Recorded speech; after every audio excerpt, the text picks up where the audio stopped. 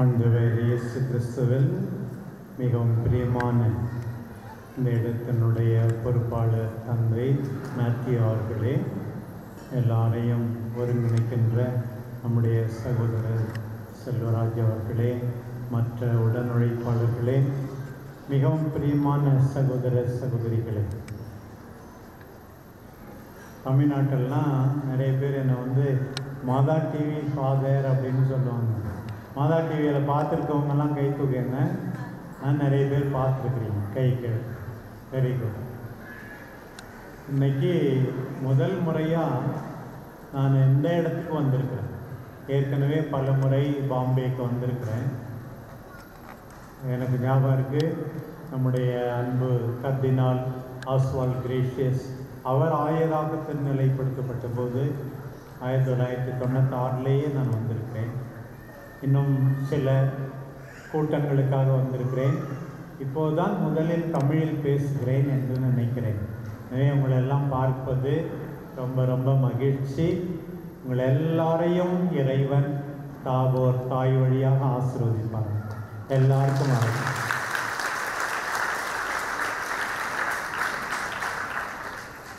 இப்போது கொஞ்ச நேரத்துக்கு முன்னாடி இங்கிலீஷில் அங்கே தாபோர் ஆசிரமத்தில் இருக்க மக்களுக்கு இவ்வளவு நிறைய பேர் அங்கேயும் கூடியிருக்கிறார்கள். அவர்களிடம் நான் பேசினேன். இப்போது உங்களோடு பேசுவது எனக்கு ரொம்ப மகிழ்ச்சி. நான் வந்ததனுடைய முக்கியமான நோக்கம் அது முதல்ல சொல்லிடுறேன். அந்த நோக்கத்தை நிறைவேற்றாமல் சில பேர் பிஷப், நீங்கள் சேலம் பிஷப், பாண்டிச்சேரி ஃபாதரு, பெங்களூரில் இருந்தீங்க, உங்களை ஏற்கனவே பார்த்துருக்கோம், ஃபோட்டோ எடுக்க வரேன் அப்படின்னு சொன்னால் எனக்கு கோபமாக வரும். ஏன்னா ஆசீர்வாதம் பண்ணுங்க உங்கள் கையை வச்சு அப்படின்னா எனக்கு கோபமாக வரும். ஆசீர்வாதம் கேட்கறது நியாயம்தான். தாய்மார்கள் குழந்தைகளை அழைத்து வந்தார்கள். அவர்கள் எல்லாருமே தங்கள் குழந்தைகள் ஆசீர்வதிக்கப்பட வேண்டும் என்று விரும்பினார்கள். அதெல்லாம் உண்மைதான். ஆனால் அதை தாண்டி எனக்கு என்ன தெரியுமா ஆசை? ஒரு அம்மா சொன்னாங்க, பிஷப் நீங்கள் எங்கள் சேலத்துக்கு வந்து 3 வருஷத்துக்கு மேலே ஆயிடுச்சு. உங்களுடைய ஒவ்வொரு மறையுரையையும் நான் கேட்கிறேன்.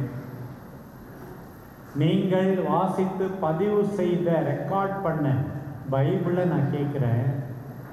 இப்போ என் மனசு ரொம்ப சந்தோஷமாயிடுச்சு, விசாலமாயிடுச்சு. எங்கள் வீட்டுக்காரரோட பிறந்தவங்களோடையும் சந்தோஷம், சமாதானம், என்னோடு பிறந்தவர்களோடும் சமாதானம். இதை விட என்ன இருக்கிறது என்று சொன்னார். ஒரு கிறிஸ்தவன், ஒரு நம்பிக்கையாளர், ஒரு பிலீவர் என்ன தெரியுமா அடையாளம்? ஒவ்வொரு நாளும் ஜெபிக்க வேண்டும், ஒவ்வொரு நாளும் இறை வார்த்தையை வாசிக்க வேண்டும் அல்லது கேட்க வேண்டும். குறைந்த அளவு ஞாயிற்றுக்கிழமையாவது திருப்பலிக்கு தவறாமல் பங்கெடுக்க வேண்டும். இது இல்லாமல் இது போல ஒரு கூட்டம்னா எல்லாம் வர்றது. சில பேருக்கு அது வேடிக்கையாக இருக்குது, சில பேருக்கு இந்த ஆடம்பரம் தான் பெருசாக இருக்குது. அதெல்லாம் எனக்கு நம்பிக்கையே இல்லை. புரிந்து கொள்ளுங்கள் அருமையான சகோதர சகோதரிகள். ஒவ்வொரு நாளும் ஜெபிக்கிற குடும்பங்கள் கைகளை உயர்த்துங்கள். குடும்பமாக கொஞ்சம் பேர் இருக்காங்க. ஒவ்வொரு நாளும் இறை வார்த்தையை வாசிப்பவர்கள் கை தூக்குங்க. இன்னும் 10 எனக்கு. அப்புறம் ஞாயிற்றுக்கிழமை திருப்பலிக்கு பெரும்பாலும் போவீர்கள் என்று நம்புகிறேன். அது மினிமம் தான். ஜெபம் என்றால் என்ன? ஆண்டவரோடு பேசுவது, ஆண்டவர் பேசுவதை நாம் கேட்பது. நான் பிரசங்கம் வைக்கும்போது யாரும் அப்படி எழுந்திரிக்கூடாது, போகக்கூடாது. அதுதான் தெளிவாக இருந்துக்கோங்க. அப்படி இருந்தால் நான் சொல்ல வந்தது மறந்துடும். சரி, ஆண்டவரோடு பேசுவது, ஆண்டவர் பேசுவதை கேட்பது. இன்னைக்கு நான் 1000 கிலோமீட்டருக்கு மேலே பயணம் பண்ணி வந்திருக்கேன்னா என்னுடைய உடன்பிறப்புகள், என்னுடைய தமிழ் மக்கள், இன்னும் மற்றவர்கள், ஆண்டவரே உம்மோடு அதிகமாக பேச வேண்டும், அதை விட அதிகமாக நீர் பேசுவதை கேட்க வேண்டும். அதுதான் என்னுடைய ஆசை. பிரியமான மக்களே, ரொம்ப கெஞ்சி கேட்குறேன், இன்னைக்கு இன்னையிலிருந்து தான் ஆரம்பிக்குங்க. கிறிஸ்மஸ்க்கு முன்னாடி புதிய ஏற்பாடு 26 மணி நேரம் தான் என் குரல்ல கேட்டு முடிச்சிடலாம். சில பேர்த்த சொன்னேன், நான் வரதுக்கு முன்னாடியே செல்வராஜா அவர்களுக்கு அனுப்பியிருந்தேன், இந்த QR கோடை எல்லாரும் சப்ஸ்கிரைப் பண்ணிக்கிட்டாங்கன்னா போதும், ஸ்கேன் பண்ணால் போதும், எல்லார் கையிலையும் கேட்கறதுக்கு பைபிள் இருக்கும், கையில் பைபிள் கேட்கறதுக்கு இருந்துகிட்டே கேட்கலன்னா கடவுள் பார்த்துக்குவாருன்னு சொன்னேன். ஆனால் இன்னும் செஞ்சு முடிக்கல. எனக்கு ரொம்ப ஏமாற்றம், வேதனை, வருத்தம். அது மட்டும் அல்ல, ஒவ்வொருத்தரும் 100 பேருக்காவது இந்த பைபிளை கொடுக்கணும். நீங்க என்ன பாருங்க, உங்களுடைய குடும்பத்தில் தனிப்பட்ட வாழ்வில் நிறைய புதுமைகள் நடக்கும் பாருங்க. தயவு செய்து மொபைல் வச்சிருக்க எல்லார்கிட்டையும் படிக்க மட்டுமல்ல, கேட்க விவிலியம் இருக்கணும். கேட்க விவிலியம் இருக்கணும். அதை செஞ்சீங்கன்னா நான் வந்த என்னுடைய நோக்கம் நிறைவேறியது. நான் இப்போ கூட அவங்ககிட்ட சத்தம் போட்டேன், இனிமே யார் கையிலையும் பைபிள் ஒவ்வொரு வீட்லையும் கேட்கலன்னா, ஒரு நாளைக்கு 10 நிமிஷமாவது கேட்கலன்னா அந்த பாம்பே பக்கமே நான் திரும்பவே மாட்டேன் அப்படின்னு சொன்னேன். நான் இந்த பக்கமே வரமாட்டேன். வேற கேட்க ஆர்வமாய் உள்ளவர்கள் இருக்கிறார்கள், அவர்களை நாம் பார்க்கலாம் என்று நான் சொன்னேன். அதனால அன்பார்ந்த மக்களே, நம்ம எல்லாருக்கும் 3 சாப்பாடு இருக்கு. கத்தோலிக்கிறாங்க நமக்கு முதல் சாப்பாடு நம்ம இட்லி, தோசை, சப்பாத்தி, நூடுல்ஸ், பிரியாணி என்னென்னவோம், அது வயிற்று தான் வளர்க்கும், உடலை தான் வளர்க்கும். 2வது சாப்பாடு ஆண்டவருடைய வல்லமையுள்ள வார்த்தை. ஆண்டவருடைய வார்த்தையை நாம் எல்லாரும் உண்ண வேண்டும். அதுதான் நம்முடைய உணவு. அதை மறந்து விடாதீர்கள். வார்த்தையை சாப்பிடாமல் உங்கள் இதயம் வளராது.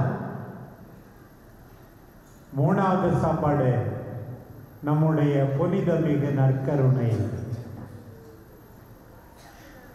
நற்கருணை பலியிலே பங்கெடுத்து நாம் எல்லாரும் நம்முடைய இதயத்தை வளர்க்க வேண்டும். அதை செய்யும்படியாக முதலாக இன்றைக்கு கேட்டுக்கொள்கிறேன். ஒவ்வொரு நாளும் ஜெபிப்பவர்கள், ஒவ்வொரு நாளும் இறை வார்த்தையை வாசிப்பவர்கள் அல்லது கேட்பவர்கள், ஒவ்வொரு வாரமாவது புனிதமிகு நற்கருணை பலியிலே பங்கெடுப்பவர்கள், அப்படித்தான் நாம் இருக்க வேண்டும். அதான் என்னுடைய ஆசை. மாதா அதுதான் எதிர்பார்க்கிறான். இன்னைக்கு ஃபாதர் சொல்லும்போது சந்தோஷமா இருந்தது. 24 வருஷமா இந்த இடத்துல நாம் ஒன்று கொடுக்கிறோம், தியானம் செய்கிறோம், ஜெபிக்கிறோம், விழா கொண்டாடுகிறோம். சில்வர் ஜூபிலியை நோக்கி பயணம் செய்கிறோம். ரொம்ப மகிழ்ச்சி. ஒவ்வொரு திருவிழாவுக்கும் 2 பங்கு இருக்கு, 2 பக்கம் இருக்கு. ஒன்று த சோஷியல் ஆஸ்பெக்ட், சமூக பங்கு. இன்னொரு பக்கம் சமய பங்கு, ரிலிஜியஸ் ஆஸ்பெக்ட் இருக்கு. இந்த சமூக பங்கு, ராத்திரி கூட ரொம்ப அக்கறையோட கோலம் போட்டு அந்த கோலத்தை யாரும் மிச்சிடக்கூடாது அப்படின்னு சொல்லி சுற்றி நாற்காலியெல்லாம் எடுத்து போட்டு வச்சிருந்தாங்க. ஃபாதர் கேட்டாங்க, ஏன்பா யாருன்னா தடுக்கி விழுந்தா என்ன ஆகுறது, பாத்ரூமுக்கு எப்போ போகிறது, நீ போடுற கோலமா முக்கியம் அப்படின்னு கேட்டேன். எனக்கு கூட சந்தோஷமா இருந்தது, ஃபாதர் இப்படி கேட்குறாருன்னு சொல்லிட்டு. லைட்டு பயங்கரமா இளைஞர்களை பாராட்டினேன், அவர்கள் கொடுத்த நேரத்துக்காக. உண்மைதான். ஆனா உண்மையான லைட் எது தெரியுமா? ஆண்டவருடைய வார்த்தை உன்னில் ஒளி வீச வேண்டும். அந்த லைட் இல்லாம இந்த லைட் எல்லாம் குப்பை. சில பேர் எங்க பார்த்தாலும் பலூன் கட்டுவாங்க. ஐயோ, திருத்தந்தை பிரான்சிஸ் இந்த பலூன்லாம் பிடிக்கவே பிடிக்காது, இயற்கைக்கு எதிரானது, உலகை அழுக்காக்குவது எல்லாம் படார் படார்னு வெடிக்கும். சில பேர் நினைச்சுக்கோங்க அப்பதான் ரொம்ப ஆடம்பரமா இருக்குதான் அப்படின்னு நினைச்சுக்குவாங்க. இந்த பிளாஸ்டிக்கையே ஒழிக்கணும் அப்படின்றாங்க. நம்ம பலூனை வாங்கி கட்டி வெடிக்க வச்சு எல்லா இடத்தையும் குப்பையாக்குறது நம்முடைய பழக்கமா இருக்கு. நான் சொல்றது சில பேருக்கு பிடிக்காது, இருந்தாலும் திருத்தந்தை விரும்புவதை நான் சொல்லித்தானே ஆக வேண்டும். இந்த வெளி ஆடம்பரங்கள் இல்லாமல் விழாக்கள் இல்லைதான். ஆனால் இந்த வெளி ஆடம்பரங்கள்லாம் என்ன தெரியுமா? மாம்பழத்தினுடைய தோல் மாதிரி. மாம்பழத்தினுடைய தோலே போதும் அப்படின்னு யாருன்னா சொன்னா எப்படி இருக்கும்? மாடு ஆடு தான் அந்த தோலை சாப்பிடும். உள்ள இருக்கிற சதை பகுதி நமக்கு தேவை. சதை பகுதி என்ன? மனமாற்றா. நாம் எல்லாரும் மாதாவாக இங்கிருந்து போவது. நாம் எல்லாரும் மாதாவாக இங்கிருந்து நாம் போக வேண்டும். மாதாவின் மனநிலையோடு போக வேண்டும். இதுதான் என்னுடைய ஆசை. பிரியமானவர்களே, ஒரு சிலராவது இன்றைக்கு தொடப்பட்டீர்கள் என்றால் நான் உண்மையாகவே மகிழ்ச்சி அடைவேன். மாதாவை பற்றி ஒரு 5 நாள் தொடர்ந்து பேசிக்கிட்டே இருக்கலாம். அவங்களுக்கு சொல்லப்பட்ட சில முக்கியமான செய்திகள், அவர்கள் வாழ்ந்தது, இதெல்லாம் நம்ம பார்க்கணும். முதல் செய்தி என்ன தெரியுமா? எல்லாம் கடவுள் போட்ட பிச்சை. Everything is grace. இதை எல்லாரும் புரிந்து கொள்ள வேண்டும். பவுலடியார் சொல்வார், பெற்றுக்கொள்ளாதது உன்னிடத்திலே உள்ளது. இப்போ நான் இவ்வளவு சொல்லி கூட சில தாய்மார்கள் குழந்தைங்களை விட்டு விளையாட விட்டு சாத்தானுடைய வேலையை செய்கிறாங்க. யாரும் இறை வார்த்தையை கேட்கக்கூடாதுன்னு சொல்லி இந்த குழந்தைகளை விளையாட விடுறவங்களாம் தூக்கிட்டு அந்த பக்கம் பின்னாடி போனால் ரொம்ப நலமா இருக்கும்னு நினைக்கிறேன். நம்ம எல்லாரும் ஆண்டவரிடம் இருந்துதான் எல்லாவற்றையும் பெற்றுக்கொண்டோம். அதை உணர்ந்தால் நாம் எல்லாரும் நன்றியுடையவர்களாக இருப்போம். அதான் அகுஸ்தினர் அந்த காலத்துல கேட்டார், மாதா என்ன செஞ்சு சம்பாதிச்சாங்க கடவுளுடைய தாயாவதற்கு? அவங்க ஒன்றும் சம்பாதிக்கல. கடவுள் போட்ட பிச்சை. மாதா கொடுத்தது மாதாவுக்கு கொடுக்கப்பட்டது. கடவுள் போட்ட பிச்சை தான். இதை நாம் எல்லாரும் உணர்ந்து கொள்ள வேண்டும். ஆண்டவரே, நீர் தானே உயிரை கொடுத்தீர், நீர் தானே உத்தியோகத்தை கொடுத்தீர், நீர் தானே மும்பையில் எனக்கு வாழ்வை கொடுத்தீர். நன்றி ஆண்டவரே, நன்றி ஆண்டவரே என்று சொல்ல.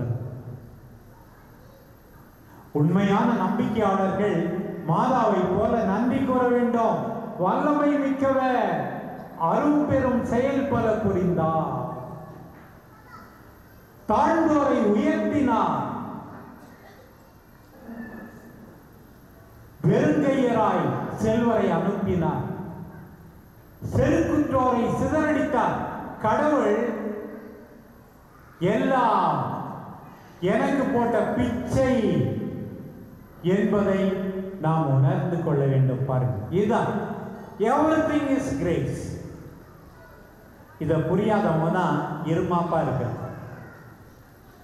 திமிர் பிடிச்ச அதையர். திமிர் பிடிச்சவங்களாம் இன்னைக்கு கொஞ்சம் மாத்திக்கிங்க தயவு செய்து. ஆண்டவருக்கு பிடிக்காது. ஆண்டவர் ஒன்றே ஒன்று தம்மிடமிருந்து கற்றுக்கொள்ள வேண்டும் என்று சொன்னார். இருதயத்தில் தாட்சியும் சாந்தமும் உள்ள என்னிடமிருந்து இனியாவது நீங்கள் கற்றுக்கொள்ள மாட்டீர்களா என்று கேட்டார் ஆண்டவர். பிரியமானவர்களே, இன்றைக்கு ஆண்டவரிடம் நாம் கற்றுக்கொள்ள வேண்டியது இது ஒரு முக்கியமான பாடம். அடுத்து பாருங்க, மாதாவுக்கு சொல்லப்பட்ட செய்தி, மரியே மகிழ்ச்சியாயது. இப்ப நமக்கும் சொல்லப்படுகிற செய்தி மகிழ்ச்சியா இருக்கணும். அதுதான் கடவுள் நமக்கு சொல்லுகின்ற செய்தி, மகிழ்ச்சியா இருக்கணும். ஏன் மகிழ்ச்சியா இருக்கணும் என்ற செய்தி சொல்லப்பட்டிருக்கிறது. கடவுள் உன்னோடு இருக்கிறார், நீ ஆசீர்வதிக்கப்பட்டிருக்கிறாய். கடவுள் உன்னோடு இருக்கிறார், நீ ஆசீர்வதிக்கப்பட்டிருக்கிறாய். நம்ம எல்லாரும் மகிழ்ச்சியா இருக்கணும். எந்த கஷ்டமும் நம்மை ஒண்ணுமே செஞ்சு விட முடியாது. அடுத்தது பாருங்க, மாதா கிட்ட கபிரியேல் தூதர் சொன்னது, கடவுளால் முடியாதது எதுவுமே கிடையாது.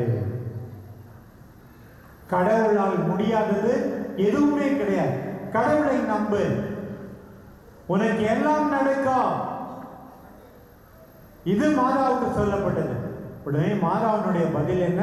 இதோ ஆண்டவருடைய அடிமை, உமது வார்த்தையின்படியே எனக்கு ஆகட்டும். இறை வார்த்தையை கேட்ட மரியா. அதுதான் நான் இன்னைக்கு திருப்பி சொல்றேன். பைபிள் தெரியாது, எனக்கு சிலுவை போடுங்க, எனக்கு தாயத்தை மந்திச்சு கொடுங்க, என் ஜாமாலய மந்திரி. முதல்ல உனக்கு தெரிய வேண்டியது பைபிள், இறை வார்த்தை தெரிய வேண்டும். அது தெரியாம அந்த சடங்கு இந்த சடங்கு பத்தி வாங்கி வைக்கிறேன், எல்லாம் வேஸ்ட். என்னை பொறுத்த வரைக்கும் இறை வார்த்தையை வாசிக்கிறாயா, கேட்கிறாயா? மாதா இறை வார்த்தையை கேட்டார்கள், சிந்தித்தார்கள், தியானித்தார்கள், அதன்படி வாழ்ந்தார்கள். பைபிள்ல இருக்க எல்லா புஸ்தகமும் பேர் சொல்லுன்னா எத்தனையோ பேருக்கு சொல்ல தெரியாது. கத்தோலிக்க உண்மையாகவே அவமானத்துக்குரியது. ஏன்னா ஒவ்வொரு நாளும் படிப்பதில்லை. வீட்டில் இருக்கிற விவிலியம் தூசு படிந்திருக்கிறது. அப்படியானால் நீ மாதாவினுடைய பிள்ளையா? நிச்சயமா கிடையாது. அக்டோபர் 1ஆம் தேதி குழந்தை தெரசம்மாவுடைய திருநாவை கொண்டாடணும். 24 வயசு தான் அவங்களுக்கு. 24 வயசுல பைபிள் ஃபுல்லா தெரிஞ்சிருந்தது. இப்படி அந்தோனியா 35 வயசு தான் வாழ்ந்திருப்பார். அந்த காலத்துல பாப்பானவர் திருத்தந்தை சொன்னார், பைபிளை எரிச்சிட்டா கூட பரவாயில்ல, அந்தோனியார் மனப்பாடமா சொல்லுவார், திருப்பி எழுதிக்கலாம்னு சொன்னார். உங்களெல்லாம் பைபிள் தெரியலன்னா இன்னையிலிருந்தாவது படிங்க, மனசு கொஞ்சம் கொஞ்சமா மாறிடும். கெஞ்சி கேட்கிறேன். நான்லாம் சின்ன பிள்ளையா இருக்கும்போது எனக்கு யாரும் இப்படி சொல்லல. இன்றைக்கு என் வழியாக உங்களுக்கு கடவுள் சொல்லுகிறார். விவிலியம் வாசிக்காதவர்கள், விவிலியத்தை வாசிக்க தெரியவில்லை என்றால் கேட்காதவர்கள் கத்தோலிக்கரே கிடையாது, நம்பிக்கையாளரே கிடையாது. ஜெபிக்காதவர்கள் கிறிஸ்தவர்களே கிடையாது. ஜெபம்னா என்ன? ஆண்டவரோடு பேசுவது, ஆண்டவர் பேசுவதை கேட்பது. ஞாபகம் வச்சுங்க மாதாவினுடைய இந்த மனப்பாங்கு. இறை வார்த்தையின் தாய் மாதா. அடுத்தது பாருங்க என்ன நடந்தது. மாதா எலிசபெத் அம்மாவை பார்ப்பதற்காக பயணம் செய்தார்கள். அவர்கள் வயதான காலத்திலே கருவுற்று 6 மாசமா இருந்தாங்க.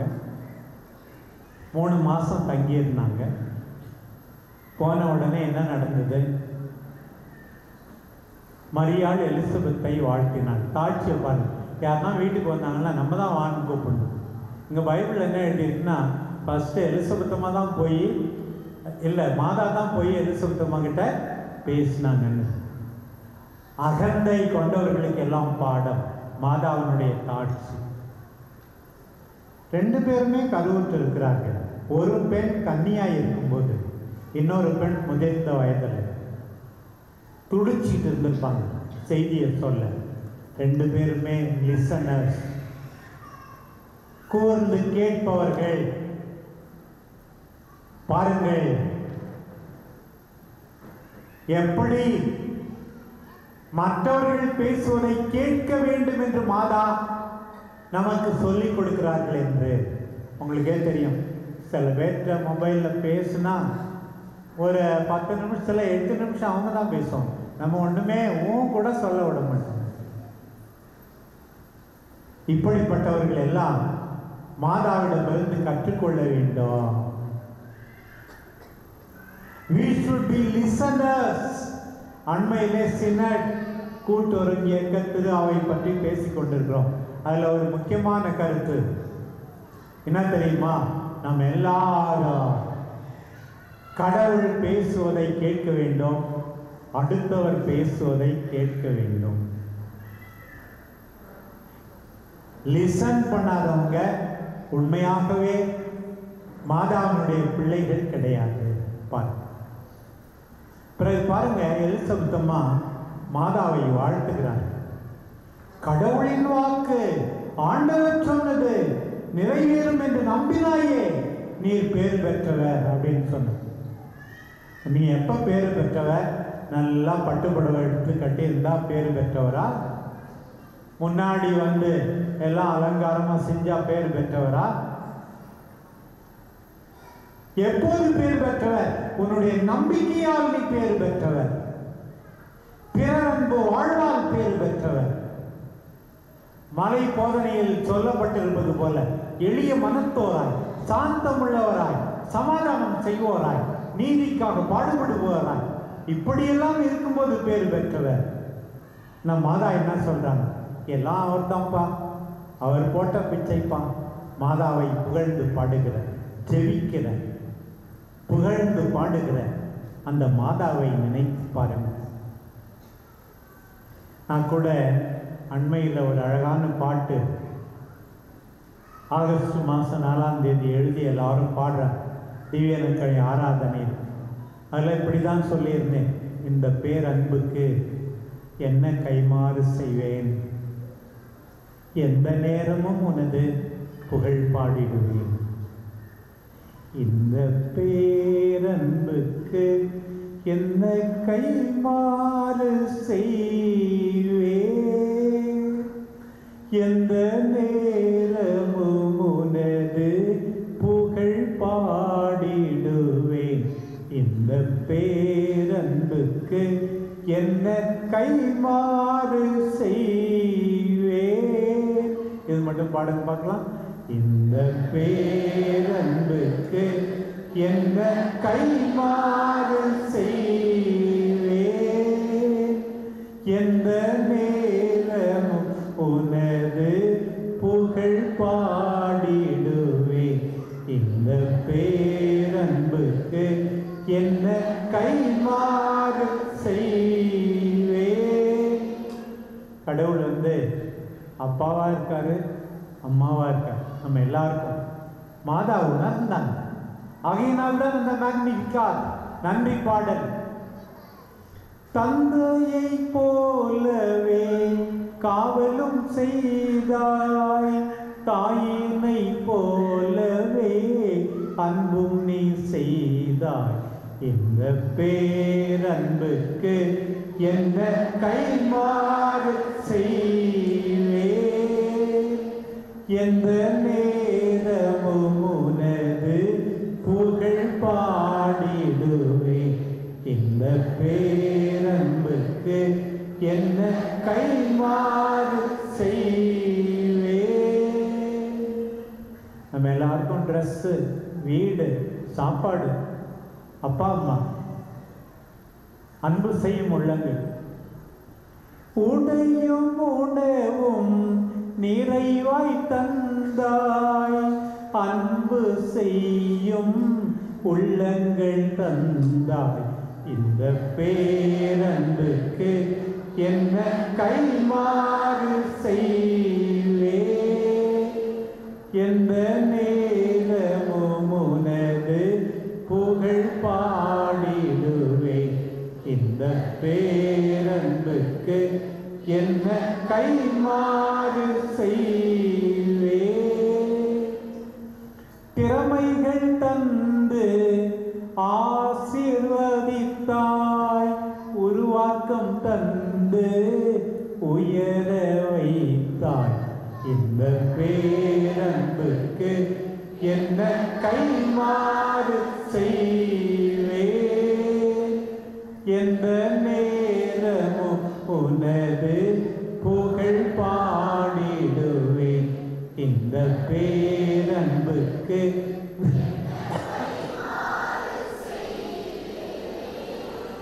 நோயெல்லாம் நீக்கி நலமே தந்தாய்.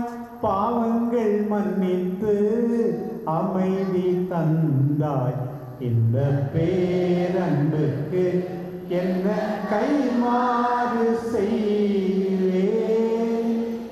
எந்த நேரமும் உனது புகழ் பாடிடுவேன். இந்த பேரன்புக்கு என்ன கைமாறு செய்வேன். தனியாய் நின்றேன், துணையாய் வந்தாய். கலங்கி நின்றேன், கண்ணீரை துடைத்தாய். இந்த பேரன்புக்கு என்ன கைமாறு செய்வேன். எந்த நேரமும் உனது புகழ் பாடிடுவேன்.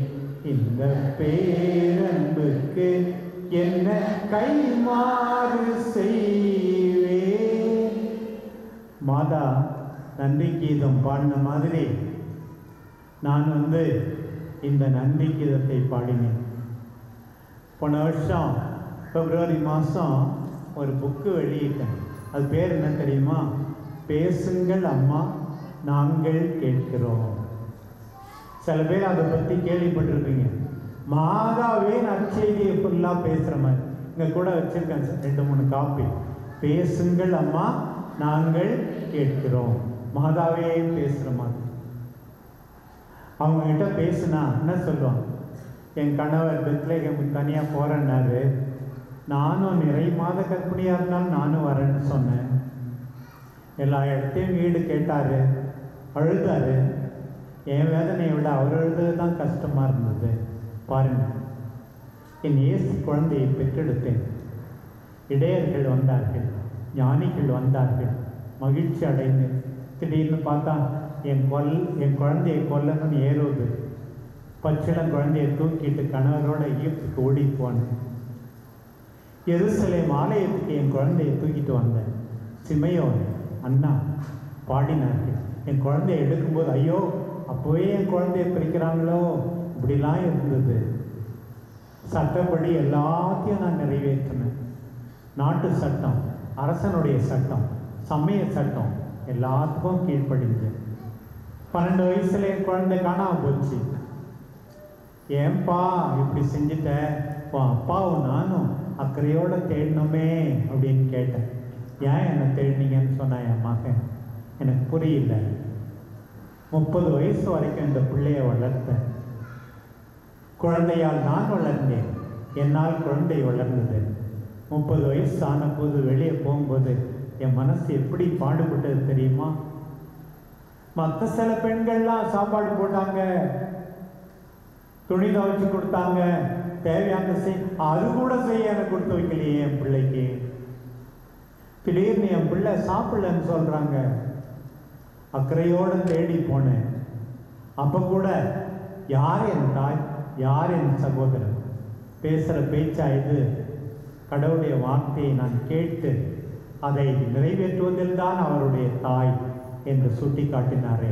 பாருங்கள், கானா ஒரு திருமணத்துக்கு என்னை கூப்பிட்டாங்க, என் மகனையும் கூப்பிட்டாங்க. போனால் திராட்சை ரசம் தீர்ந்து போச்சு. அம்மாவுக்கு பாருங்கள் எப்படிப்பட்ட நல்ல மனசு.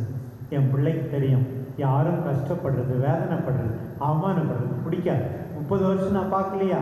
போய் சொன்னேன், உனக்கு எனக்கு என்ன, என் நேரம் வரல, என் நம்பிக்கை போகலை. என் மகன் சொல்ல செய்யுங்க. இருந்தது கச்சாடி தான், பச்சை தண்ணி தான். என்னால் என் மகனின் வல்லமையால் தண்ணீர் மங்கை தன் தலைவனை பார்த்து வெட்கி சிவந்தாள். துயரம் மகிழ்ச்சியானது. எல்லாரும் நம்பினார்கள், இதெல்லாம் சரிதான். 3 வருஷமா கூடவே இருந்துட்டு அதையா விட்டுட்டு ஓடியாந்துட்டாங்களே. எப்படி துன்புறுத்தினார்கள் என்னுடைய மகனை. எல்லாத்தையும் அம்மா பார்த்தாங்க, உடன் இருந்தாங்க, தைரியமா நின்னாங்க. பெத்லகேமில் இயேசுவை பெற்றெடுத்தார்கள், கல்வாரி மலையில நம்மை பெற்றெடுத்தார்கள்.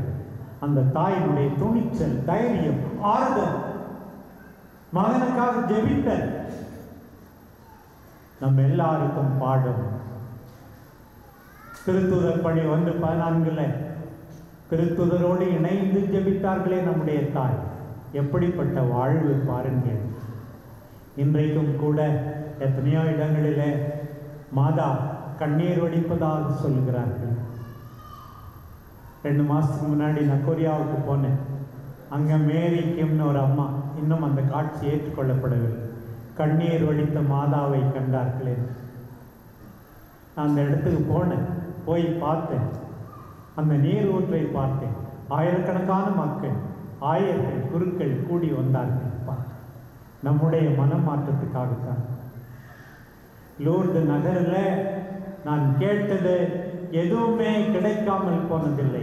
கேன்சர் குணமாச்சு ஒருத்தவங்களுக்கு, ஒரு குருவானவர் குணமானார். மாதாவினுடைய புதுமை. நம்முடைய வேளாங்கண்ணி மாதாவிடம் நான் வேண்டிக் கொண்டேன், புதுமை. என்னுடைய கால் வலி, முட்டி வலி 3 வருஷமாக பாதித்தது, மாதா காப்பாற்றினார். என்னுடைய ஆயர் நியமன அறிவிப்பு 6 ஆண்டுகளுக்கு முன் மே மாதம், 4 ஆண்டுகளுக்கு முன் மே மாதம் 31ஆம் தேதி. ஏன் அன்னைக்கு தேர்ந்தெடுக்கப்பட்டது?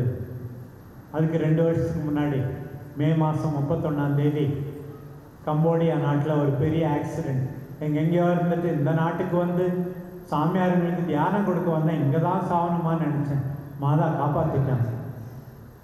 ஆகையினால யாராவது என்னை கேட்டால் இன்னைக்கு நான் சொல்லுவேன், எத்தனை வயசுன்னு கேட்டால் எனக்கு 6 வயசு தான் ஆகுது, 2019 புதிதாய் பிறந்தேன் என்று நான் சொல்லுவேன். மாதாவினுடைய புதுமை பாருங்கள். அக்கறை கொண்டிருக்கிற மாதா, ஜெபிக்க சொல்லுகின்ற மாதா, நமக்காக ஜெபிக்கின்ற மாதா. இதுதான் மாதா பாருங்கள். மாதாவை பற்றி பேசிக்கொண்டே இருக்கலாம். ஒரு பக்கம் எங்களுக்காக வேண்டிக் கொள்ளோம், எங்களுக்காக வேண்டிக் கொள்ளோம் என்று நாம் கேட்க வேண்டும். இன்னொரு பக்கம் நாம் எல்லாரும் மாதாவாக மாற வேண்டும். ஒரு மாதா போதாது. இங்கே வந்திருக்கின்ற தாபோர் இடத்திலே கூடுகின்ற எல்லாரும் மாதாவின் மனநிலை, மாதாவின் ஜெபா, மாதாவை போல இறைவார்த்தைக்கு முக்கியத்துவம், மாதாவை போல அடுத்தவர்களுக்கு உதவி, மாதாவை போல துன்புறுவோரு உடனிருத்தல், மாதாவை போல எல்லாரையும் மனமாற்றத்துக்கு அழைப்பது, மாதாவை போல வேலைக்காரி, மாதாவை போல கணவரை பிள்ளைகளை கண்காணிப்பது, மனைவியை பிள்ளைகளை கண்காணிப்பது, இதுதான் நம்முடைய அழைப்பு. பிரியமானவர்களே, இன்றைக்கு நீங்கள் எல்லாரும் இதை புரிந்து கொள்ள வேண்டும் என்று ஆண்டவர் அழைக்கிறார். பாருங்கள், திருத்தந்தை 2ஆம் ஜான் பால் அருமையான ஒரு ஜபத்தோடு எக்லேசியா இன் ஆசியா அந்த மடலிலே முடிக்கிறார். அம்மா, இறை வார்த்தையை கேட்டாயே, நாங்களும் ஒவ்வொரு நாளும் கேட்க செய்யும். அம்மா, எலிசபெத்துமாவுக்கு உதவி செய்ய ஓடிப்போனாயே, மற்றவர்களுக்கு உதவி செய்ய நாங்களும் ஓடி போக செய்யும்.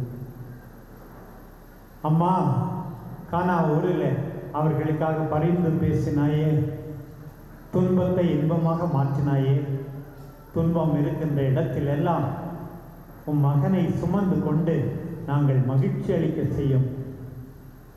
அம்மா, அக்கறையோடு உன் மகனை தேடினாயே, எம் வீட்டாரை, உறவுகளை, நண்பர்களை தேடச் செய்யும். அம்மா, துன்புறுகின்ற உன் மகனோடு உடனிருந்தாயே, நாங்களும் உடனிருக்க செய்யும். அம்மா, சீடர்களோடு ஜெபித்தாயே, நாங்களும் ஜெபிக்க செய்யும். மாதாவை போல ஜெயிப்போம், இறை வார்த்தையை வாசிப்போம், ஒவ்வொரு நாளும் யாருக்காவது ஒருவருக்கு நல்லது செய்வோம். அப்போது நம் வாழ்வு மிளிரும், ஒளி வீசும். அத்தகைய வாழ்க்கைக்கு இறைவன் நம்மை வழி நடத்துவாராக. ஆமென்.